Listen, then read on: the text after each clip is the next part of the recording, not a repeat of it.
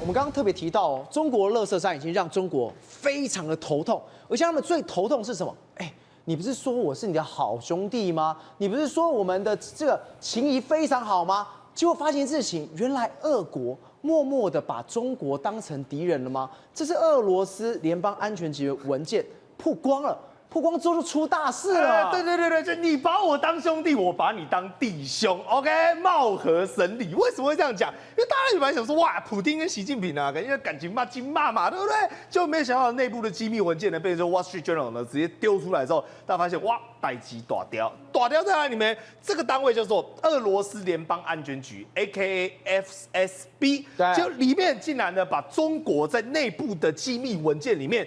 定锚叫做 enemy， 也就是敌人，他们叫中国敌人。对，那为什么会这样讲？因为理由很简单，他知道你都跟我说兄弟，但你底下跟我做的事情都是弟兄做的事情。你看哦，首先他有一个反间谍的行动部呢 ，DKRO， 里面写的斩钉截铁，非常清楚，中国的间谍行动是他们的优先处理事项。换言之，我今天如果跟你感情好的话，你会来渗透我吗？你会对我熊康熊胖吗？来，它里面列了好几点。第一点。北京呢日益严重的在招募俄罗斯间谍，而且造这个叫做五花八门的方式。比如说什么？比如说呢，他会优先去找说娶中国女子的俄罗斯人啊，他就找到说哦，你太太、你的配偶是中国人，那我就从这个中国人哦公民开始吸收渗透里面，然后呢，针对什么科学家啦、科研机构啦、大学教授啦，有没有觉得有 deja vu？ 都针对这种对象，对，开始进行下手。所以你不要以为哦，他们只针对美国，只针对台湾，没有哦，对俄罗斯也是一模一样的套路。而且你不要以为说我们这是乱讲哦，为什么？给了6个西方的机构。所以西方机构就开始去对照里面的有一些案例啊、实际的文本跟状况，后来他们发现说。都认证格式跟内容就是真的，真的是来自这个情报机构《纽约时报》给他之后说，你怎么会有这份？这是完全正确的，因为知道理很简单嘛。美国有去渗透俄罗斯啊，他一渗透之后发现说这个内部对出来之后，跟美国自己渗透的东西一模一样，差不多，赶快啊，他所以一模一样。所以这个情况下，他们就发现说，好，俄罗斯确实是有认真意识到说中国在渗透他们这个问题，而且你知道吗？这个文件里面写到一个最可恶的是什么？当时是不是发生乌俄战争？对，所以在2020年呢入侵乌克兰的前3天，结果你知道。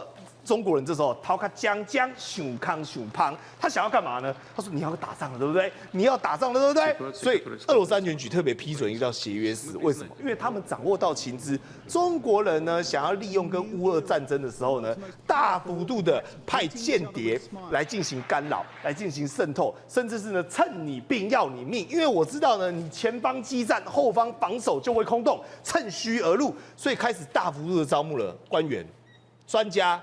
记者，甚至是靠近莫斯科权力核心的商人，而且各位有没有发生？真的有。当战争开始打了之后，然后中国的什么国防啦、情报人员啦，刚才大把出赶快，全部人大举入侵，都跑进来了。那跑进来之后就开始在了解，等于是你打你的，然后我在后方呢偷偷一直抄你。比如说哦，这个无人机很好用，哦，这个技术干嘛？就做这种事情，所以后来呢，我们讲了，甚至是他为了要拦截这个威胁哦，他把中国这样的做法视为威胁跟一种侵略，所以呢，开始阻止说不能再让机密讯息外流到中国来。赵尔，这时候有3件事情是中国人最想要了解。第一个你知道什么吗？无人机的应用。对，因为大家都知道乌俄战争打最响亮的就是所谓的无人机不对称作战，所以呢，北京呢就想要彻底了解说，哦，现在美国用到什么程度啦，乌克兰到什么程度啊，那这个要怎么应对啊？然后想要把它用在海战事上。再来第2件事情，这个叫做地效飞行器。因为对于中国来讲哦，俄罗斯人呢，他有一些包括航太上专家，以及呢飞行气动流体力学的专家呢，最有兴趣。所以那个时候，俄罗斯曾经有一个计划叫做地效飞行器，但这个地效飞行器就是可以水用，然后也可以飞行。他们就想要把这个技术给抄过来，但后来呢，因为最后这个计划无疾而终，我都怀疑是不是中国在搞破坏。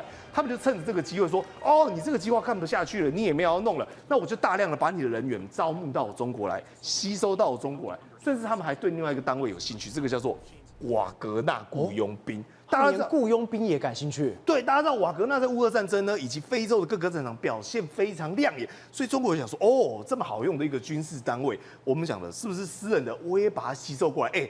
瓦格纳是原本普丁的，我们讲整个匕首上的刀尖呢，都是亲卫队的概念了。最锋锐的东西，然后你想要给他偷回来，反正就你有什么好看的，我全部都要给你偷回来啦。但是更可怕的在这边，你如果只是偷技术大家想说啊，兄弟之间不要分你我的嘛，我们大家你的就是我的，我的还是我的嘛。结果更可怕的在这边来。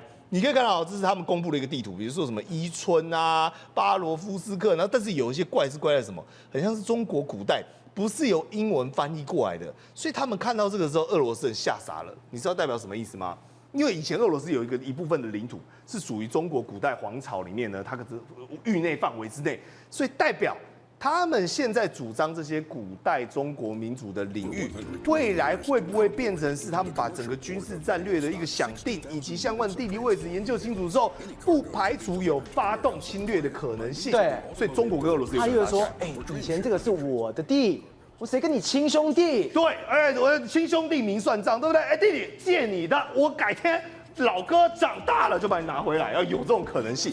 因为毕竟领土相接的国家，你不要认为说没有什么战争可行。俄罗斯除了说台面下的布局，台面上他们有没有警觉？其实有。我们讲为什么在哪里？比如说你对比他们的贸易程度就好，贸易依存度是你看到两个国家关系一个最紧密的一个数字。比如说中国海关总署，这是中国官方所公布的统计，贸易额度同比下降8.2%，中国对俄罗斯出口下降6.6%，中国自俄罗斯进口下降9.5%，代表双边的贸易依存度持续的在下滑当中。他们两个不是非常好吗？在俄乌战争的时候，中国帮他多少忙？不是也进口，还买他很多车子，现在怎么都没有了？所以你要论机不论心嘛，不要听那个习近平啊，跟这个我们讲的普丁嘴巴讲什么？你看，这个是两边来往了。我们讲中欧班次，比如说呢，2025年的时候呢，只剩442，回程只剩776，对不对？但明明你回到2024年的时候是翻倍等于说去的地方呢，去程的是翻倍。那为什么会有这个现象？你说宇轩这是中欧啊，因为在当中俄罗斯担任一个非常关键的枢纽跟要角，所以代表俄罗斯有意的再去阻拦中国把相关的货物、相关的班列去发送到欧洲去。以前是你要过了，我就敞开大门任你进出，但现在变成是呢，我各个方方面面呢就想尽办法，我就挡你，对，能够让你阻挠就阻挠。所以包括从中国到俄罗斯的这种货运你看很多车子一台一台的，有没有像台湾之前的陆客不来州的游览车，全部都停在我们讲的闲放之处，等于变成这种卡车坟场。所以当现在你以为说关键点是放在中美贸易的两强争霸之上，但殊不知在中国北边的好邻居俄罗斯也悄悄的把它视为敌人的一种。廷慧，中俄不是好兄弟吗？我们在节目上说过很多次，普丁跟习近平要么是视讯，要么是碰了面。结果现在这样，两个人都是互相防范。这张照片是俄罗斯驻上海总领事馆，然后呢，这是驻上海没想到这是一种谍对谍。你去看的时候发现，很多的监视器，很多的防谍的设备。比想象中的还夸张。对，你知道，因为我在上海的时候也是在黄浦江走的，走过去，经过一个桥的时候，我就问对方的这些官员们了，我说，这栋建筑是什么？他说那个俄罗斯驻上海总领事馆。对，那问题是在哪里？他说，以前他们共产党在占领上海的时候呢，想要把这块土地收回来。但是问题收不回来，因为这块土地是什么时候呢？是当时满清政府的时候放出去放给俄国的，所以俄国在这里弄了个领事馆。结果后来等到这个共产党执政的时候，本来说俄国跟他关系不是很好吗？对，这个共产党趁机要把俄罗斯的这一块土地就俄罗斯占的土地要回来，俄罗斯不答应，他宁愿要这个地方。那问题来什么？问题是他是在中国境内嘛。他的所有的电报网络系统，他如果要回到俄罗斯去的话，是不是要走中国的这个网络？对。结果他现在不是你看到你看到这张照片里面，好多的卫星点，这么多的小耳朵，1、2、3、4、5，我现在随便圈就5个了。对，不止5个，这么多，不止5个，因为我在现场曾经数过，那个是照片角度的问题，所以才呈现这5个而已。但是事实上来讲他们大概。我相信大概至少10几个以上。那我就问他说，那为什么会这样子？他们说他们不走这个所谓的中国网络天线，他们完全是走俄罗斯自己卫星系统的天线，因为他们完全不相信中国的这个所谓的相关的这个政府人员，因为他们认为说这个中国的情报人员可以接收俄罗斯所有的电报。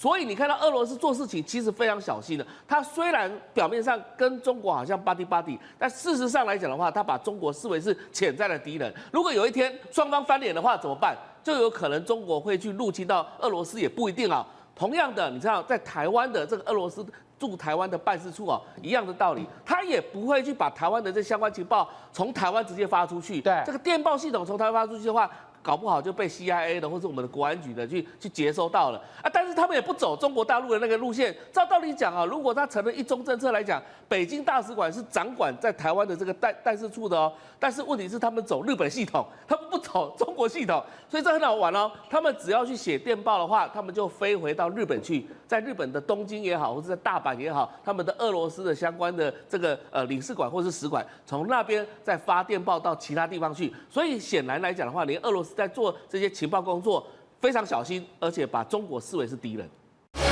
宏观取材，厘清真相，犀利精准，深入剖析，时刻掌握关键新闻时事，不漏接。老时段，新气象，我是钟浩和，关键时刻2.0全新出击。